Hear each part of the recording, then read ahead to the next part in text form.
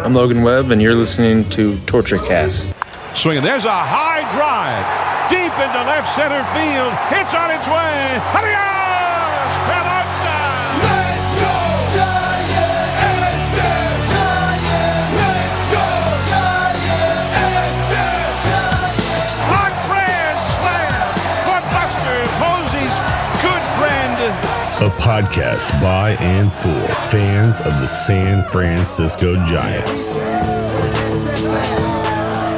Chad King, Eric Nathanson, and Willie Dills. This is the TortureCast.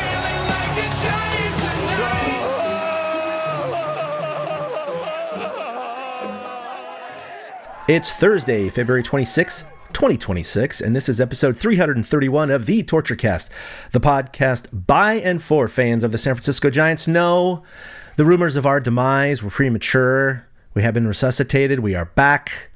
We are not pod fading too much, but Eric and I are here to discuss a little Giants ball. We've had a little winter hibernation, but no, we're excited to be back to cover what is the season number, I believe, 16 of the TortureCast. That's insane. Started in the midway point in 2011 was season number 1. So yeah, this would be season 16. Oh my God, we could drive. This podcast could drive, baby. All right. Speaking of which, my son just got his driver's license on Friday. So I guess that's why it's kind of on my mind. So that's pretty cool. Anyway, yeah, you heard Eric Nathanson there. How you doing, Eric? I'm just waking up. I slept for the last 5 months. So I didn't miss anything during the off season or anything like that. I woke up to some Giants news and the fact that they're playing baseball again. So, it's a good time of year. It's fun. You feel like spring is truly around the corner. So we had busy schedules this off season. It wasn't as easy to get together, which I don't think was a huge deal. It's not like the Giants, traded for Bryce Harper or something. I'm pretty sure we would have gotten on the mic for something like that. But with the kind of middle moves that they made and the off season they had, it was totally fine to wait until spring training got underway to get back on the mics and get back in that baseball spirit. Yeah, spring training started about a week ago, maybe a little bit before that was when pitchers and catchers reported. They're well within their first week of the the spring training season, I should say, the schedule. They're playing the Rockies right now. They're losing 9-3, and we'll get to that later.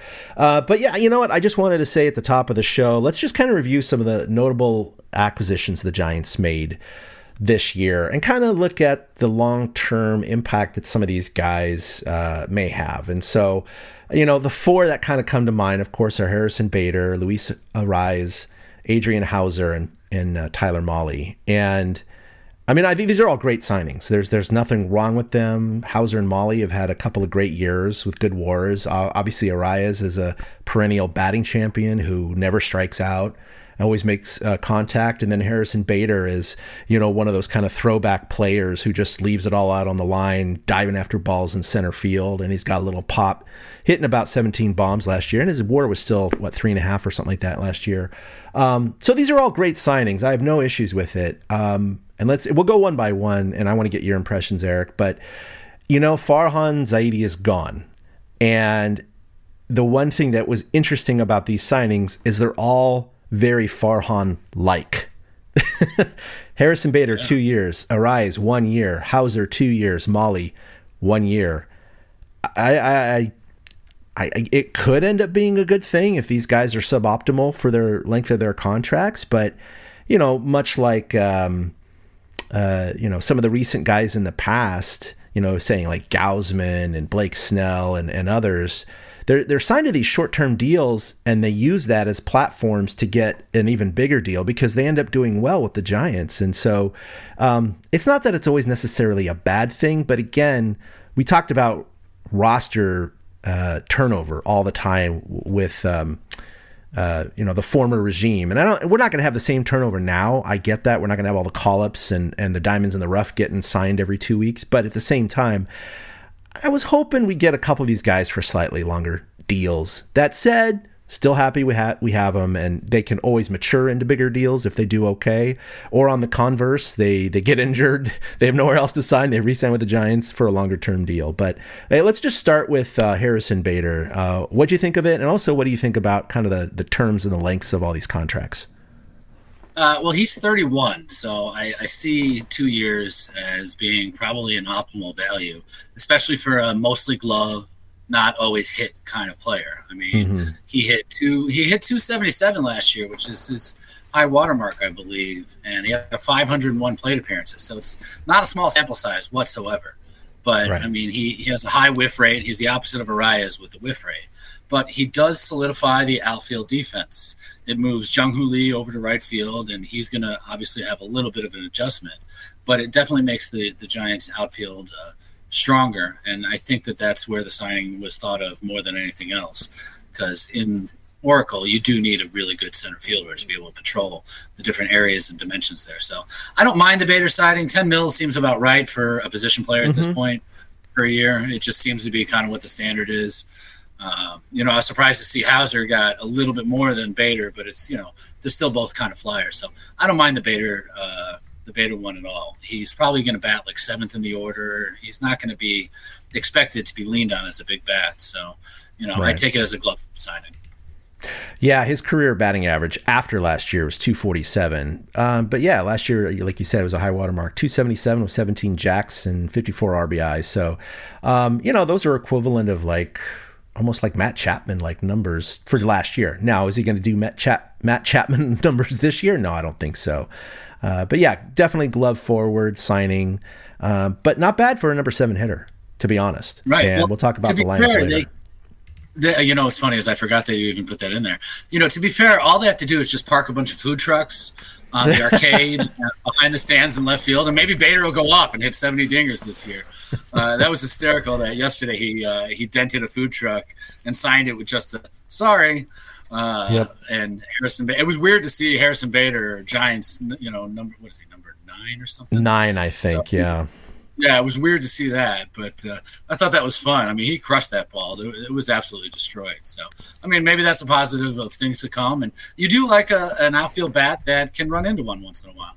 Yeah, absolutely. Now, speaking of someone who's not going to run into one once in a while, we got light hitting Luis Arraez, but I mean, this guy is, again, a perennial batting champion contender. Last year, he had a little bit of a down year, though. He has a career 317. He hit 292 last year. Again, 292 in today's major leagues is like 330, 340 from when we were younger. I mean, there's no doubt about it. He's one of the top hitters, makes contact. He barely strikes out. It's actually pretty insane how little he strikes out. Granted, this year he does have 1 strikeout in 6 plate appearances, but last year 605 plate appearances, 38 strikeouts. Oh, sorry, that's his projection. My apologies. But that kind of shows you where they're going on that one. Although projections, Baseball Reference puts him back up at 307, so we'll see what happens here. Hey, look, he's a table setter. Doesn't hit many home runs, but that's not who they're looking to this guy for. He is knocked for his defense. His defense is not stellar over at second. But, a 1-year flyer on him. He seems to be bouncing around the league lately as kind of a rental slap hitter. But I don't know. I enjoy watching this guy hit. He's more like a surgeon. He's not quite Tony Gwynn, but he's fun to watch. Yeah, he squares up the ball, even though it doesn't get hit real hard. His whiff rate and K rate are the best in the league. He is literally the guy who strikes out the least in the league. So I like that. It's kind of an offset to the Bader signing in a sense. Is he went more bat than glove at second base, and he's played it in the past before. It might be a little bit of a liability, but that seems to be that and left field would be the 2 biggest liabilities on the team. And, he's working with people. Scootero's in camp this week working with him. The Giants hopefully have a good coaching staff because we don't really know how they're going to mesh just yet. But like Ron Washington, he's somebody that's going to be able to help out Arraez with his fielding. And I think that's probably a good pairing as well. And I just love the bat-to-ball skills. You're right. It's fun to watch. Yeah, so Arraez is a 3-time All-Star in 22, 23, and 24 with Minnesota and the Marlins, of course. Then he went over to the Padres, and 317 career batting average. I mean, last year 292, the year before that 318, 299, 314, 354. His high water mark, 316, 294, 321, 334. I mean, the dude just rakes. So it's going to be kind of fun to see this guy not put a bunch of offers up there. That said, you can get a lot of weak grounders to the left side as he tries to slap one through the 5-6 hole. That's not going to happen sometimes, but that's a lot of fun. Looking at his spray chart, it looks like there's a lot that goes to left field from him. He does seem to hit it up the middle, but he does not pull the ball all that often. And all his home runs come to the pull side for some reason. Yeah, but it must be just one of those, his eyes light up and realizing he can turn on something. But yeah, most of it, he waits for that ball to travel. He watches a little bit extra longer, and that probably has something to do with his success. He's trying to guide the ball, basically. He's trying to usher it over into left field every time, or 9 times out of 10, it seems like. And hey, look, he's created a little niche for himself in the major leagues. He's a little bit of a throwback in that regard because he's not all about launch angle and elevation and who cares about the strikeout. He definitely cares about the strikeout. So it's pretty cool to see. The two guys they got, Adrian Houser and Tyler Mahle, Bruce Bochy spoke really highly of them, and that may have had something to do with it, with Bochy being a special assistant to the Giants now. I have no idea. I don't know how much you've read into that. My research has been a little limited there, but Adrian Houser last year, 8-5 with a 331, but his WAR was 3.3, and his career is 4.06, 40 wins, 44 losses. So a good, stable, reliable arm, I'd say, joining the ranks here. The Giants have always prided themselves on having a good starting rotation, and they seem to be rotating a lot of these 3, 4, 5 starters over the past few years, but they've been finding a lot of success with it. And, I think the trend's going to continue in that direction. And then same with Mahle. He has some great numbers as well. They don't have huge track records, but, Mahle himself, only 16 games last year because he was shortened by injury, 86 innings, but 6-4, 2.18 ERA. That really stands out. His career ERA is a lot higher at 4.07. So we'll see which Tyler, joins the Giants this year. But what do you think about these guys? And do you think they're going to be reliable for, 3, 4, 5 starters? I think Houser can be. He's another sinker type pitcher that the Giants always seem to fall in love with. Again, new coaching staff, so it's kind of different philosophy. But we've seen the sinker ballers, work at Oracle Park, which is funny because there's so much room for fly balls. But that's got to be part of it. Mahle feels like more of a flyer to me than Houser does. Houser seems like he's got a better proven track record from what I'm looking at here. Right.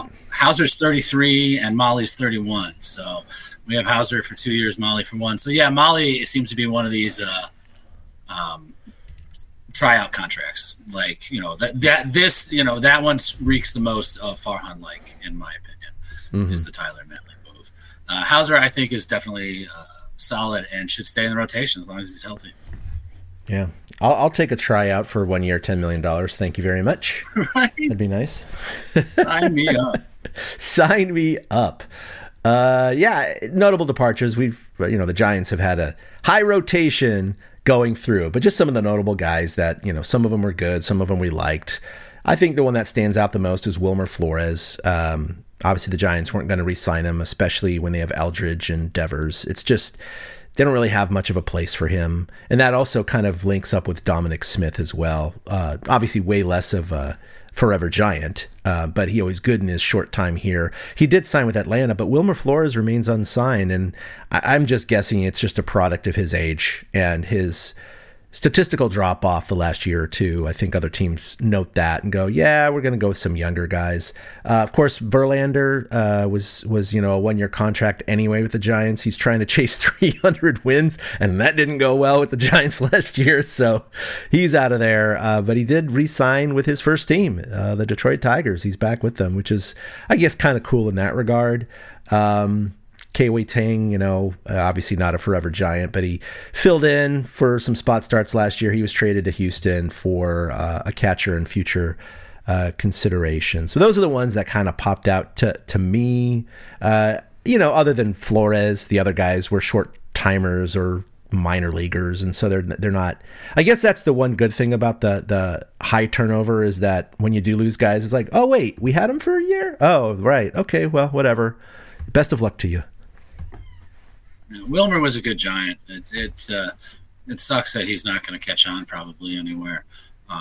And Dom Smith, like you mentioned, he was fun to watch last year. He definitely seemed like a team player and had a good head on his shoulders and stuff, but there was no room here for him. It's a shame the Giants couldn't win more for Wilmer. He really is just one of those good clubhouse guys that, everybody wanted to do well for and everybody pulled for. And, I'm sure a lot of the younger guys went to him for advice at various times during this, season over the last few years. So, you have to wonder if that clubhouse personality will be missed. But again, new coaching staff, so there's probably going to be a new clubhouse personality this season. Tony V is only a few years. Well, he's like 10 years older than Wilmer. But, so there'll be a different vibe in there anyway. So I guess in that sense, you don't lose that. And then good for Verlander. He put himself in position with a winning team. Detroit, the whole nostalgia plays right into it as well. Maybe he can come home and win his 300th game, and maybe he can help Detroit, get farther in the playoffs this year. They seem to have a pretty good roster again, and so and it can't hurt for Scooble to pick Verlander's brain for an entire season. So right, I think that's a fun signing. Also, we speculated on Max Scherzer possibly joining the Giants because he's friends with Tony V, but he just re-signed with the Blue Jays, I think, last night.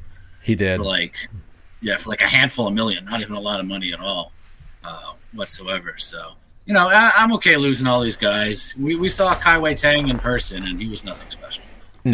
No, he was not. We did see him down in Arizona. And yeah, Verlander, I know he's chasing 300. He only ended up winning 4 games with the Giants, obviously most of them at the back end of the season.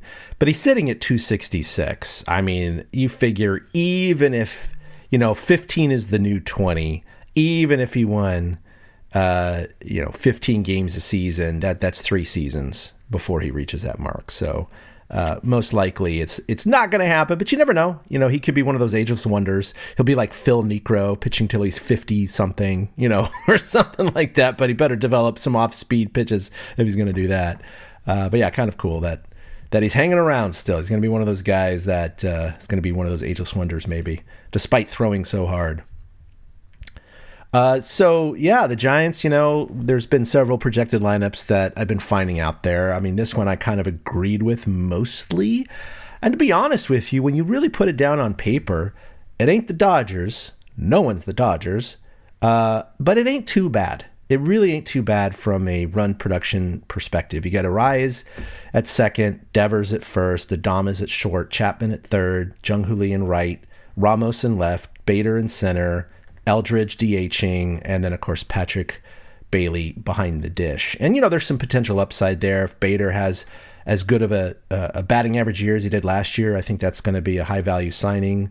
Eldridge is one of the highest-ranked, rookies. I think he's like number 16 on the MLB list right now. So, he could catch fire and have an excellent full rookie season and deserve to move up the lineup. But, hey, starting him at 8th, right ahead of Bailey, no problem with that at all. So you look at it from years past, the last few years, and I think this is one of their stronger potential lineups that they will have had in quite some time. Yeah, you pointed out with Bader being, when I mentioned earlier Bader is a 7-hitter, I had looked at the projected lineup that you had here in the notes, but I didn't remember what it was. So I was just, talking out of it, and it was the exact same spot that he slotted in. Eldridge, you're right, has that possibility to move up. My thing with Arraez is I get that he's a contact machine, so you want to put him at the top of the lineup, but I kind of see him as a 2-hitter, and I think this is coming from an old 2-hitter who didn't mind slapping the ball the other way and just putting the ball in play or shooting a gap, and didn't swing for power because he can move runners along and knock people in. Now, I don't know who necessarily goes to the top. I don't know if it's Lee because he's doing well, if it's Ramos again because he's doing well. We have no idea what this coaching staff is going to do with that, but I prefer Arraez to bat like second in a lineup like this and not have to depend on Eldridge and Bailey getting on base in front of him.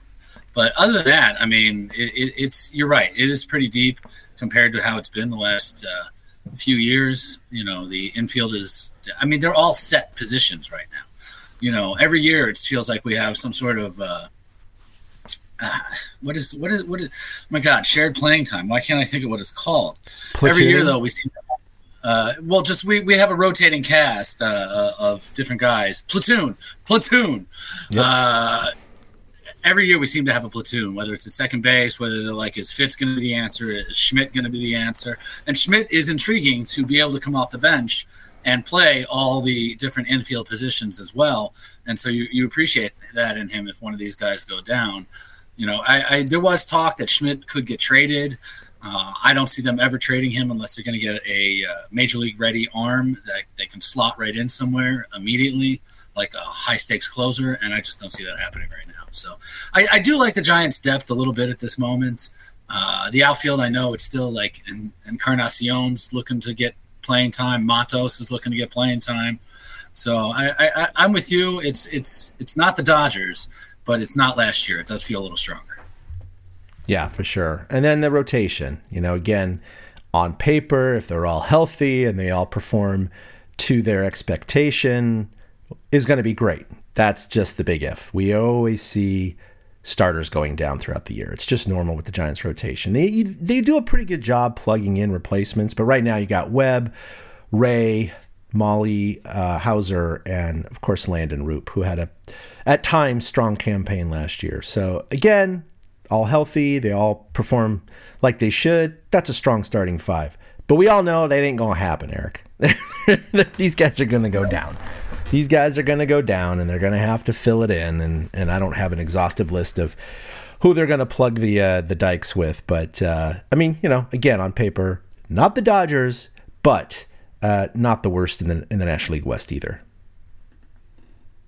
Yeah, and there's like Birdsong is having a good spring, even though he's giving up runs. He's showing that he can sit higher in velocity. He's 2 miles an hour higher, so he's somebody that could slot in and you could try again. Last year it was frustrating down the stretch to watch every Birdsong start. You just knew he was going to get hammered at some point, and it was tough to watch. But, the projected rotation is 5 guys. But like you said, the reality is it'll be like 8 or 9 or 10 guys by the end of the season. You just hope Webb and Ray stay healthy at the top. They're still a very good 1-2 combination. Mm-hmm. Ray kind of hit a wall last year, so you hope that, being another year out from his surgery will help him have better stamina in the August-September stretch of the season. That would be my biggest concern with him. And then, Mahle and Houser are question marks. We'll have to see what happens. And Landon Roop, he just profiles as like a number 5 starter. He just seems like that makes sense. He's the number 5 starter. He's going to give you some innings, keep you in some ball games, and sometimes he'll give up runs. Sometimes his curveball will be amazing. So, I don't mind the rotation. And they definitely will tinker with it if somebody's struggling. And I wouldn't be shocked if Mahle or Houser goes on the IL at some point. Anyways, so there'll definitely be some rotating through that rotation. Rotating through the rotation. Great English, Eric. Yeah, the rotating rotation. The rotation of the roading. Yeah, anyway. Now I'm thinking about a lazy Susan and rotating pitchers physically on a lazy Susan. I don't know why I'm picturing that. It's like a video game. So anyway, spring training started. The Giants are playing right now. They're still down 9-3. Coming into this game, they're 4-1, winning their first 4, losing yesterday kind of in semi-heartbreak fashion, but who cares? It's spring training. No one really cares. But so far, Eldridge, Bader, Matos, and today Chapman and Ramos have all gone deep so far. And, of course, you mentioned the Bader story hitting the food truck there and signing that. So that was pretty cool. You mentioned Birdsong has in 5.5 games, which is nothing. Has anyone kind of surprised you, stood out, or is it just, hey, look, we got to wait a few weeks before we start talking about any surprise non-roster invitees or any minor leaguers who might be overperforming right now? None of the non-rosters or anything have jumped out so far. I am pleasantly surprised by Bader's bat to start. That's, pretty good. Not all teams, Giants. I'd like to see that, so maybe he does have a little more pop in his bat. I mean, he's hitting .455 in 11 at-bats. Some guy named Victor Barracoto is 3 for 5. Wow, good for him with a home run. Chappie, as you said, he homered today. He 460-foot home run. Jung-Hoo Lee's over 400 in his 12 at bats so far. And the only other guys with, at bats even close to that are Eldridge and Koss. Eldridge, so far, he's batting .250, a double and a homer, 3 runs driven in. I'd say that's, we would take that in the span of a week, span of, 5 games. So, that's about all that's jumped out. And like you said, Birdsong, because everybody seems to be talking about Birdsong's velocity. And, I don't know. Like I said, we'll have to see if that's just a mirage because it's early spring. Because it's so tough to judge pitchers in the spring. It really, really is. It takes a while to get in their groove and everything like that. Hitters hit. They get in the box, they hit. They see ball, they hit ball. So there's a lot more involved that goes into the pitching. So we'll have to see on that side. But none of the non-rosters or any of those kinds of things have jumped out at me. I don't think anybody's pushing, Gerard Encarnacion's batting 100. 1 for 10. Willie Damas still doesn't have a hit. He's 0 for 9. Yeah. Arraez over 300. Devers doesn't have a hit yet. He's 0 for 8. Wow, how about that? But, there's nobody, screaming up. All these backup catchers, Daniel Susac, Eric Haas, neither of them have been impressive. Susac, I guess, he's 3 for 7 so far. But, Bailey's not getting supplanted. So I guess that's just the fight for the backup job. And Grant McRae's getting one last shot here, also fighting for the outfield spot. Right, yeah. Nobody's really running away with anything so far. But like you said, we're a week into it. Yeah, we're a week. We're so limited right now. We still got another, 4 or 5 weeks of this. So, and every 3 years, we have this little thing called the World Baseball Classic. And that is starting on March 6th, so a little more than a week from now. United States is playing in Pool B. They'll be playing in Houston against Brazil, Great Britain, Italy, and Mexico. But overall, of course, you have Logan Webb playing for Team USA. But the rest of the Giants that are playing for other teams, you have Tristan Beck for Great Britain, Ramos for Puerto Rico, Arraez for Venezuela, Buto for Venezuela, Jung-Hoo Lee for Korea, and Harrison Bader for Israel. Plus, you have some notable Giants coaching assignments as well. You have Dusty Baker, who's the manager of Nicaragua, Dave Righetti, the pitching coach for Italy, Ron Wotus is a bench coach for Italy, which is kind of funny, those two together, of course. And then Jacob Cruz, actually, I don't even know who the hell he is. He's one of the new guys that just came up, hitting coach for Mexico. So, the Giants are going to be without those players for certain parts of March, but hey, look, they're going to look at it as more intense spring training, I guess. You just hope they don't get hurt while they're representing their country. And that's always the hope. And I'm looking forward to it.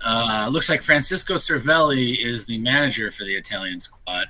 So he's the one that's got Wotus and Righetti on tap with him. That's all you hope for. But I'm looking forward to it. I always seem to get excited right around when it starts because it's competitive baseball in March. We literally just poo-poo the spring training games and how they don't matter for Jack. And then we get competitive baseball starting March 6th all of a sudden. 2 days, I think it is, before they get underway, the Team USA will be facing the Giants in a spring training game on ESPN. So we'll be able to watch that, which will be nice. And it's always nice to have something to pull for at this time of year. I don't know about you, this is the dead time of year for sports for me between football and baseball. I don't really get into hockey until the playoffs, and I can't get into basketball anymore. So it's a nice little filler during March. I know March Madness is going on, and everybody keeps an eye on that. But it is. It's nice to have competitive baseball. I'm looking forward to it. Logan Webb is the biggest guy. You're like, don't hurt yourself. Don't hurt yourself. I guess Tristan Beck to an extent too. But, you figure that the position players should be fine. You hope nobody tears a bicep or anything like that. So they managed to come through it. Jesus. But I'm looking at the USA roster, and it's not bad. There's some names I was surprised to see on the list. Like, did you know Clayton Kershaw is on Team USA? I actually did not know that. Yeah. I did not know that. He retired, but he's on Team USA. So, I don't know. Yeah. I guess they're going to use him for an inning when they're winning 15-1 or something like that. Yeah, something like that. They do have some – Skeens and Webb are good starters. Skubal, Skeens, and Webb. Wow, what a top of the rotation. Yeah, no, that's pretty damn good. Those have got to be the top three. Mason Miller will be on the back end. He's pretty good. And then, the catchers are Cal Raleigh and Will Smith. How can you go wrong there? Bregman at third, Bobby Witt at short, Bryce Harper at first. I guess Bryce Terang at second, or Ernie Clement, who was a hit machine in last year's World Series. Outfield is Roman Anthony from the Red Sox, who I don't know much about. But it's nice to see Aaron Judge participating.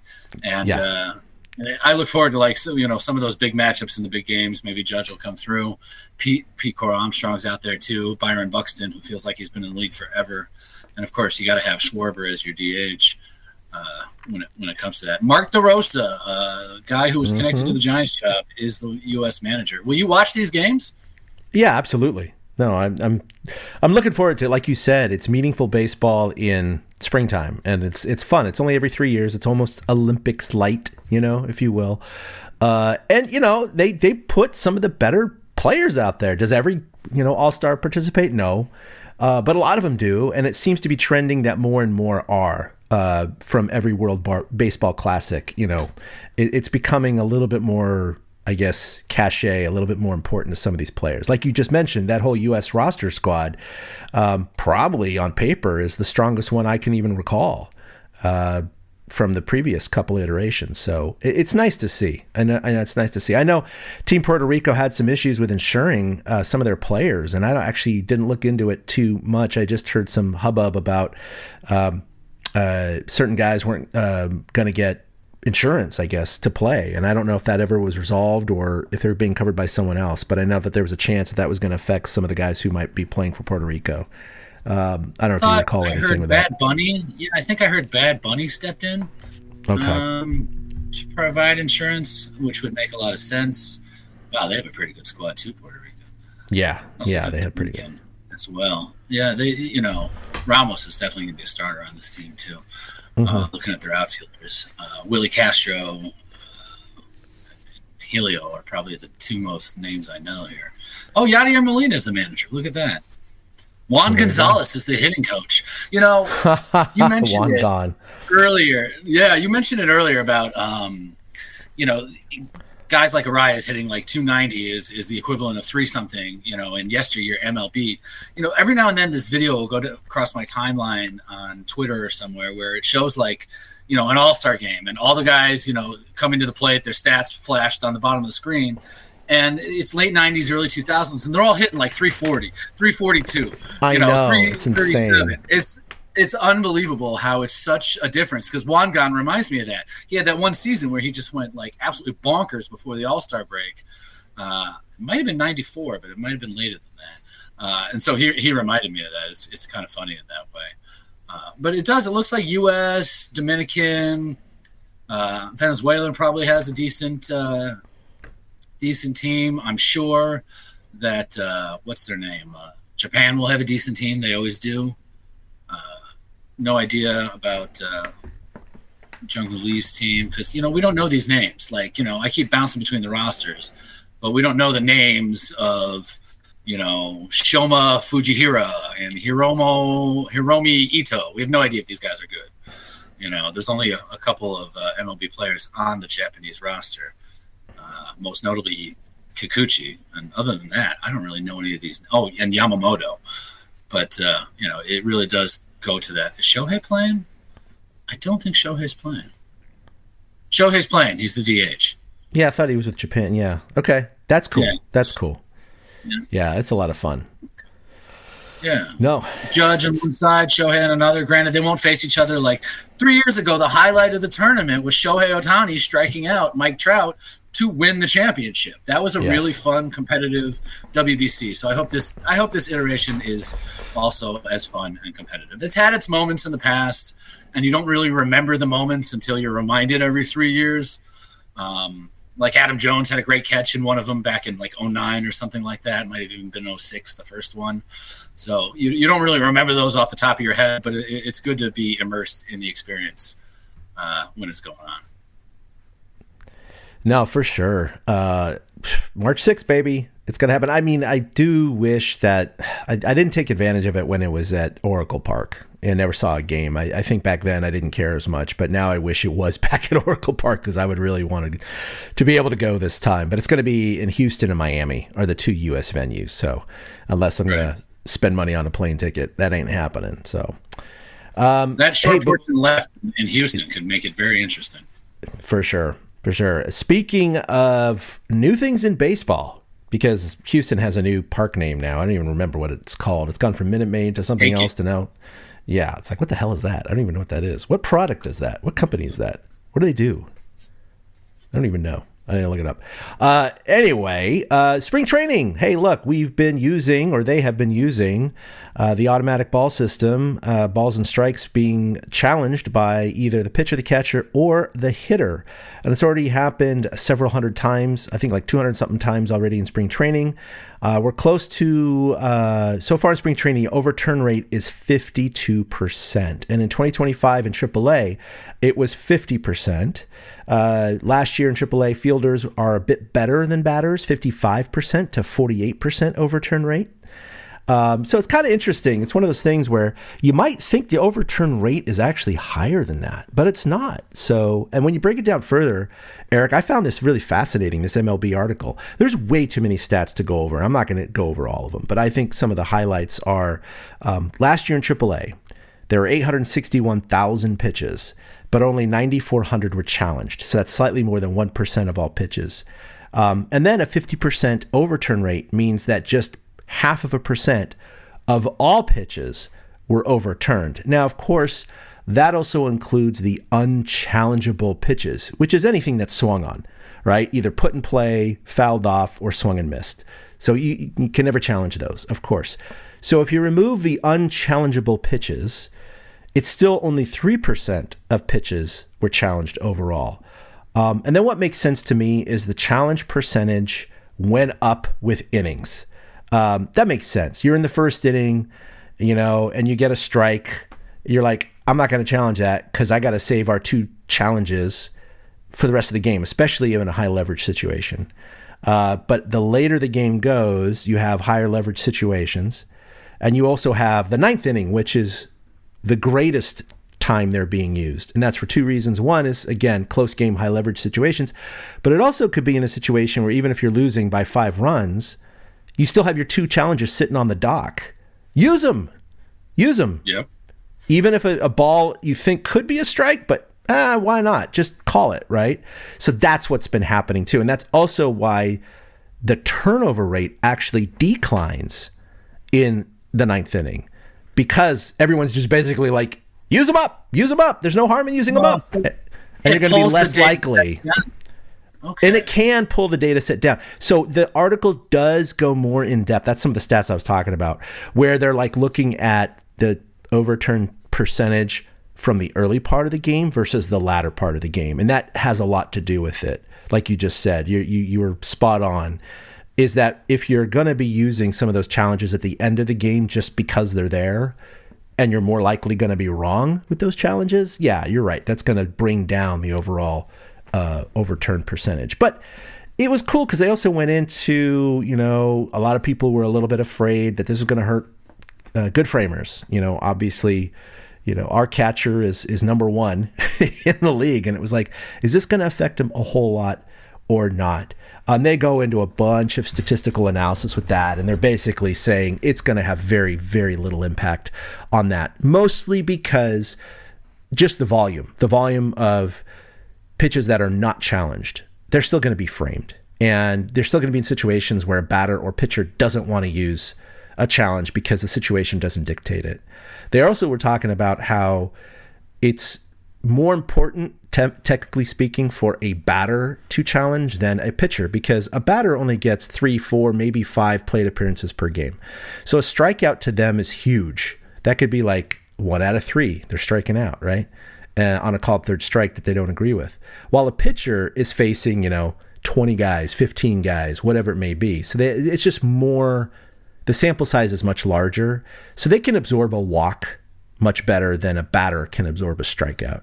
So you'll probably see it happen more often with batters. And then also you've had other pitchers like, what's his face with Boston? Blanking out his name. Tall lefty. Crochet. Sorry, say that again? Crochet? No, not Crochet. Man, I can't remember his name right now. But he was saying that he's never going to challenge. He's like, I will never challenge a pitch. Chris Sale. Thank you, Chris Sale. He's like, I will never challenge a pitch. He's like, I don't care how egregious it is. That's the umpire's job, and I'm not going to worry myself with it. And some other pitchers have chimed in and said the same thing.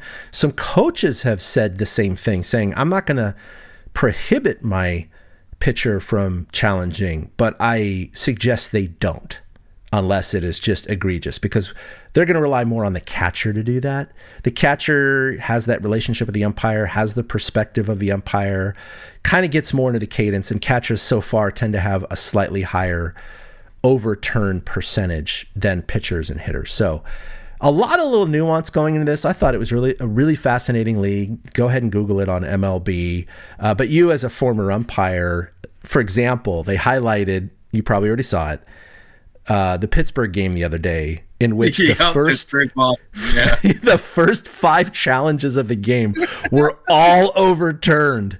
And that umpire was just probably feeling it, man. Feeling it. And overall, the game, I think it was 7 of 13 challenges were overturned. So again, that was floating around that 50% mark. It's just so happened the first 5 were overturned, so he had a really bad streak going. But I mean, as an umpire, what do you think that guy was thinking? It's the first time, unless he did it in the AAA, I don't know. I didn't know about this guy and his history. Like, what must that feel like, Eric? By like inning number 3, you got 5 challenges all overturned, and you're going, oh man, I suck today. Yeah, I mean, he got the Bronx cheer from the crowd when he finally got one right and it was not overturned on the 6th one, which I found to be hysterical. I saw his names, and I don't believe he was an MLB ump or a replacement ump last year. Okay, I believe he's still a minor league umpire. So he's probably dealt with the challenge system before. But you're right. His head is going, oh, man, I'm just having a crappy day. And I mean, it happens to the best of us, in all of our jobs and what we do. So, I think that there is that, hindsight of, well, at least I can kind of get bailed out by it. I mean, as tough as an umpire, I don't think you're not offended as an umpire if you miss one. If you have been doing it for a long time, you're human, and you can't make every call perfectly. You just have to do it to the best of your ability. Mm-hmm. And so I don't think the umpires will have too much of a problem with it. I'm with you. Catchers should be the ones calling it, not pitchers. I would prefer teams instruct their catchers to do it. Pitchers have egos, and the catcher doesn't. The catcher is more in tune with the team game aspect of what they're doing out there, and a pitcher is thinking about his own stats and his own strikeouts and his own, types of things instead of what the catcher's thinking about in that situation. So I much prefer catchers to call it. I imagine Patrick Bailey has a better eye than Landon Roop. And I mean, no offense to Landon, it just seems like the obvious answer there. So that makes sense too. The catcher gets the best perspective. I mean, the batter technically is slightly off the plate. You're seeing it at an angle. And you mentioned the framing. Part of why batters are probably calling for challenges is as they follow the ball to the glove, they see where the glove moves to. But if Bailey's still snapping it back into the zone and stuff like that, they might not catch the little movement of him snapping it back in the zone, and they might think, okay, yeah, that was a strike. I'm not going to challenge this at this point. So I'm in agreement with the numbers and you that it should not affect Bailey that much at all. We were joking last year, oh, God, what are they going to do with Bailey once ABS comes around? He's going to become useless. And I don't think – I think he'll still be one of the top catchers in the league on the defensive side of the ball. I don't know. You don't want to waste your challenges either. What do they get, 2 per game, and they get to keep them as long as they win the challenge? That is correct. You get 2 basically non-overturned challenges per game. It's kind of like the NFL, right? It's like the red flags. It's like you keep them if you're right on your challenge. So you don't want to waste one, and that's why it does cause that phenomenon where you're in the first inning. And, it must be interesting, too, as a player, whether you're catcher, pitcher, or hitter. Let's say you're a batter in the first inning and there's 1 out, no one on. And, I don't think anyone's going to use it. No one's stupid enough, I don't think. I could be wrong because it already has happened. I would think, why would you ever use it in the first few innings on a mid-count strike? You know what I mean? Like, yes. It's 2-1. A ball comes in, it gets called a strike, but you think it was an inch outside. Don't challenge that. Don't challenge that, because you have a really high chance of being wrong. And if you are, you've now erased one of your challenges. Secondarily, if you're right, you haven't gained a little leverage in the count, but you haven't prevented a strikeout. That's where it's more valuable, of course, is reversing a strikeout, because now you're alive instead of dead. But even in that situation, you got to be goddamn sure that ball is outside. You see the Willie Adames one from earlier in the week. And it's now happened at least one time since, where the ABS system had it down to the smallest gap permissible for it to be overturned, which was less than 0.1 inches from the zone. And so he was right, and he got to live another pitch. It happened again yesterday. They were showing it. And I wonder how many times that's going to happen throughout the regular season. In very critical moments that change the outcome of a game, and especially as you get into the pennant races and then even the playoffs, where you're going to see, bases loaded in the late innings with 2 outs, and someone gets a called third strike. They challenge it. It's 0.1 inches off the plate. They get another at bat, and then it's a bases clearing double to take the lead. I wonder how often that's going to happen, and that's going to be crazy when it does. It's going to be crazy. Because it's absolutely going to happen. Oh, it's going to happen. There's no way to get around it. The other aspect I worry about with hitters is, imagine you're a struggling hitter and you can't get anything going and you're frustrated every time you come to the plate. We've all been in those funks. We've seen some of our favorite players be in those funks. Is the guy who's in a funk going to be, more wanting to challenge, a strike call that he thinks is off the plate when he's really doing it out of frustration, not out of actual knowledge and, insight into what the pitch actually was. So there's so much variance that comes into when to use them and how to use them. It blows my mind that, like, the Willie Adames, the smallest amount allowable. Like, he's hailed as a genius in a sense, but what if it had taken just slightly into the zone instead? Would it have been like, oh, well, he seems like he has a good eye? Because Willie does have a pretty good eye. He definitely showed us that last year. He's a free swinger, but he's a free swinger with a decent eye. And so, but there's going to be those moments. You're right. High leverage situations that are going to turn a strikeout into a new at bat that changes the approach of the game. And you just wonder how deep in the season it's going to take, just because the sheer volume of games, it's bound to happen multiple times. Yeah. And it's going to be really crazy when it does. It's going to be insane. And I think the other thing might happen too, where someone doesn't use a challenge in a high leverage situation, whether it be in the 7th inning or the 3rd inning, right? Like, again, I'm just going to use that example. Bases loaded, 2 outs, and it's a called third strike. They don't challenge it, and then they show the replay on TV, and they show that it was outside the zone. And they'd be like, ooh, Arraez should have challenged on that one. Who knows what could have happened, right? That's going to be crazy too. I think that's going to happen a lot as well, because some players are going to be gun shy, especially if they are wrong multiple times, or they use it in inadequate situations. Like I was saying, like mid-count 1st inning, and they challenge it and they're wrong. They're going to walk back to the dugout, and the managers go, "What the F were you doing? Like, what? Yeah. There was no upside to that challenge. Now you've blown one of our 2 challenges. Great, thanks a lot, dude." And so you're going to see some players that are going to be gun shy because that happens to them, or they see other guys that happens to them, and they're like, "I don't want to be that. I want to go to kangaroo court. I don't want to get in trouble with the manager." So it definitely, because like in the NFL, you can only have the head coach challenge, right? The players can't do it. So this is unique. This is very unique that 3 different players on the field can challenge it. And there's going to be some guys that suck at it, and you're going to start to see some databases built up, like, oh, this batter, he's 10%. That's his success rate in overturning challenges. Yeah, and they're gonna be like telling him, like, "Dude, you can't challenge anymore. You suck. You're like 2 for 20." Yeah, I bet that happens in clubhouses. I bet managers will have to do it. We're sitting here talking about this, and it just makes me think. And this is an old man thought, not an old man get off my lawn, because I don't mind it. But baseball is so different from what we grew up with, between the pitch clock, the mound visits, the amount of pickoff throws you can make, ABS being introduced. And I love ABS being introduced. If technology can make the game better, I'm all for it. Yeah. The permanent DH, this is really such a different game than what we grew up with. And I don't mind that we have these things to talk about. It kind of makes it fun. It makes baseball a little more intriguing, that we have this new thing to look out for. And, we'll be used to it in 5 years, like we are with everything else that I mentioned.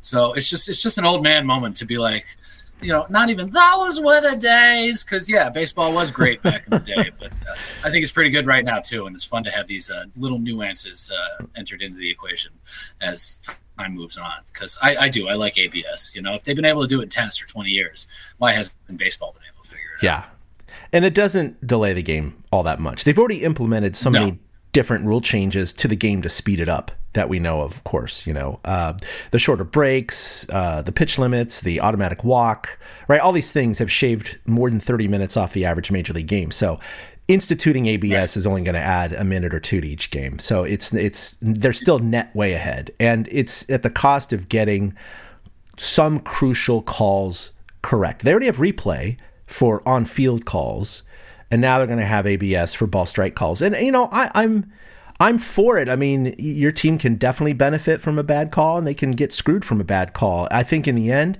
if you're going to get some of the most major calls corrected because of this technology, then I'm all for it. Because again, that aforementioned scenario in which a ball was incorrectly called a strike to end an inning where the bases were loaded, and then they have another shot and then knock in runs, you go, well, a wrong was righted. Now, if that happens against the Giants, it sucks, but at the same time, it's like, well, should they have really gotten the strikeout on a ball 3 inches outside? Maybe not. It's going to be interesting because I know still a lot of people are like, umpires, the human element, and that's always been a part of baseball, and that's what's going to happen sometimes, and it is what it is. It's like, well, yeah, but now with replays already in, and that's been in for 10 years or something like that. It's part something of the game like now. that. We're used to it, right? I think you're right. I think And ABS we're going to get used to. Yeah, I mean, and this isn't a stop the game, go over to the headsets, talk to somebody on a microphone. Obviously they've sped that process up too. It's literally the umpire just stepping out, saying the previous pitch is being challenged, and within 5 seconds he's told whether or not it is a correct call or if it needs to be overturned. So it's not going to break up the flow of the game. For all the reasons that the games have been. Sped up over the last few years. Mm-hmm. It's not like they're going to add an extra 5 minutes. I remember when replay started and they had to stop the game and the umpires went over to the side. And I remember the first season, it was a little rocky. It was a little, this is taking too long. I thought if it took over a certain amount of time, they couldn't do anything about it. But they've managed to work out the kinks and, slimline the way that they do that. And they'll do the same with this. I don't want a full ABS strike zone because it does render the umpire useless. I think the fact that the umpires are only getting challenged on 1% of the pitches coming in, 3% non-swings, I mean, that's a pretty good indication that the umpires know what the hell they're doing. And so it's totally fine to leave it in their hands, in the general sense. Yeah, I think if anything, it actually reinforces that the umpires are usually pretty good, right? You're going to have your outliers and outlier games, but for the most part, they're pretty damn good. And yeah, they're going to make mistakes, but it's all within the realm of acceptance. And the ones during important parts of the game most likely will get challenged more than others, and then they'll be corrected then. So, if I were an umpire sitting back there and I got a call wrong because it was 0.1 inches off the plate, I wouldn't be too concerned. It's the ones that like 4 or 5 inches off the plate that get challenged when they were called a strike. Then because what they've been doing in spring training, and I'm assuming what they're going to do during the regular season, is that they challenge it and they get it right back, but they're putting it on the board. They're putting it on the scoreboard so everyone can see it, including the players and the umpire himself.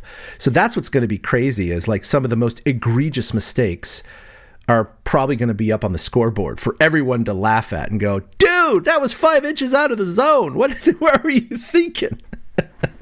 That's where it's going to get a little bit like, oof. Good incentive for the umpire to not blow calls like that. It's a good exactly. Thankfully, we don't have some of the worst ones in the game still there. So, what's his face just retired a few years ago, thank God, who kept suing everyone. Angel Hernandez, yep, exactly. All right, well, coming up, the Giants obviously have most of the month of March in spring training. They have another 29 games, including their exhibition games. That's like against Team USA, and later right before they open up the season on March 25th. We talked about this way back in November during our last podcast. They open up the entire MLB schedule at home at Oracle Park against the Yankees. 5:05, March 25th, 28 days until opening day. That's going to be freaking awesome. I can't wait for that, man. I mean, I can't believe it's just 4 weeks away from today. 4 weeks away from today, really, dude. That's amazing. I don't know about your weather. Our weather's gotten good lately, and like we're in the 80s today, so it's feeling like baseball time. It really is. I was so happy to wake up, brew some coffee, and get on here and talk about baseball for a little bit. Because it feels like it's in the air when the winds die down a little bit and the sun starts to shine a little bit more. It feels like baseball season. So, but you're right. 4 weeks. I can't believe it's already 4 weeks. It was a long winter. It was a nice nap, but we are back and better than ever. Yeah, absolutely. It's going to be great. Yeah, it's like 75 or 76 here today. So it's just perfect weather. It's beautiful. So it's going to be awesome. Coming up in the next few weeks, there might be some delays. We'll see. I think we can probably get one in within the next 2 weeks for sure to kind of review spring training. Eric made a little dig there earlier when he was talking about hopefully they won't rupture biceps. That's in reference to me. I foolishly, well, I mean, I don't think it's foolish, but no, not at all. I to those out there who know, I love playing ball. I've been playing, I played a little in high school and college and been playing in this amateur men's league for the better part of 30 years. Not every single year. Some years I had to take off because of family or schedule or whatever. 3 years ago, I had a 2 or 3 year gap, came back and got to the first game, roped what would have been a double off the top of the fence and promptly blew out my hamstring. And it was a grade 2, didn't need surgery, but I was out for the year. I couldn't do it anymore. Fast forward 3 years to now, I figured I should stop playing with the 18-year-olds because I was always playing in an 18 and over league. Well, that was when I was 49. Yeah, a little too old for that. Not that they had anything to do with me running around the bases, quite honestly. And much like this, it had nothing to do with this either. I went out for a new team in a 50 and up division, which I never thought I would do, but I said, let's give it a shot. Went out on Saturday, took some infield, felt good, whipping balls over to first from third, turning double plays, doing the whole thing. I was the first guy to hit, and I was 15 to 20 hits in. I had just been absolutely hitting frozen ropes everywhere, and manager was like, 2 more, Chad. I don't know what happened, but I swung on an outside pitch, and my right elbow popped, and I feared the worst, which was confirmed today. I have a biceps tendon rupture, clean off the bone. So I got to have surgery to reattach it. And it's a long process. It's 6 months of rehab and, probably up to 12 months to get back to where I was right before the injury. So it sucks. So, baseball season didn't even start for me. I got half of a tryout. And then the sad thing is I was telling Eric, I was grabbing my bicep because he said 2 more. I ripped it on that second to last one, just said, I'm done. I started walking off. Manager came up to me, put his arms on my shoulder and said, hey, man, I don't need to see anything more. You're hitting frozen ropes. You're a good hitter. You're on the team. And this happened. So anyway, that was all for naught. And maybe it's a sign that I should not try and play baseball anymore and just stick to my CrossFit and walking.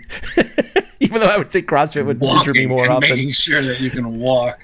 Now I should just bubble wrap every joint. Anyway, long story short, I have surgery in a couple of weeks. So after that, it's going to be a little bit of a rough road for me. I'm definitely going to be on the shelf for what most people say is at least 2 weeks of just kind of laying low and trying to have the body heal, especially the tendon's going to be in a very precarious situation. You can't use it at all because it could re-rupture till it starts healing with the bone. So that said, I hope to get back on the airwaves here before my surgery. I think that's, it's just within 2 weeks, so we'll be able to do that.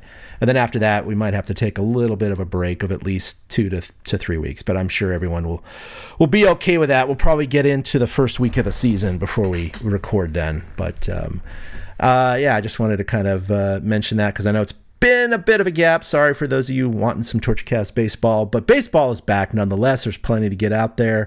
Speaking of which, you can get everything, including this podcast, at TortureCast.com. You can email us anytime you want, TortureCast@gmail.com. You can follow us individually on Twitter at ChadK21 for myself, at 2outhits with the number 2 for Eric, and of course, like us over on Facebook. Eric, what you got going on? Nothing. Giants chatter's Nothing. dead. It's just a private chat at this point. So I got nothing to pump. I'm just happy baseball's back. Season 16 for the TortureCast. Gotta love it. We're going to have a little bit of a stumble out of the gate here since I'm the one that records everything. So sorry about that, everyone, but shit happens. It's like a 16-year-old getting on the road for the first time. It might not be pretty at the start, but they'll fall into their groove, and we will do the same for the 2026 San Francisco Giants season.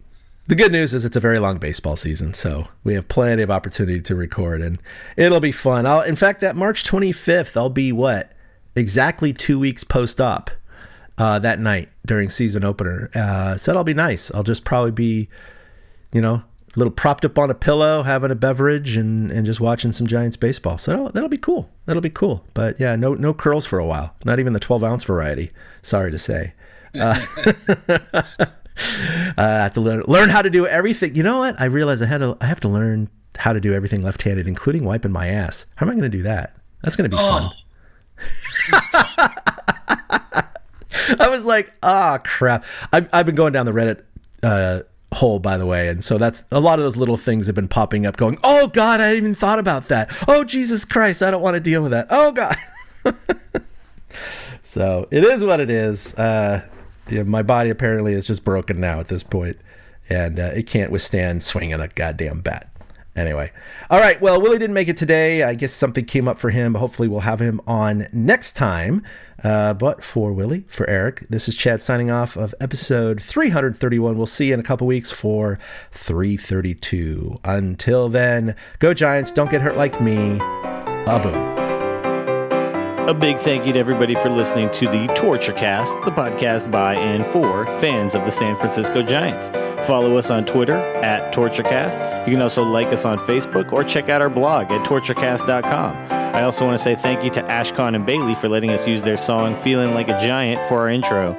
For Ben Lee and Chad King, my name is Willie Dills saying, we'll see you next time.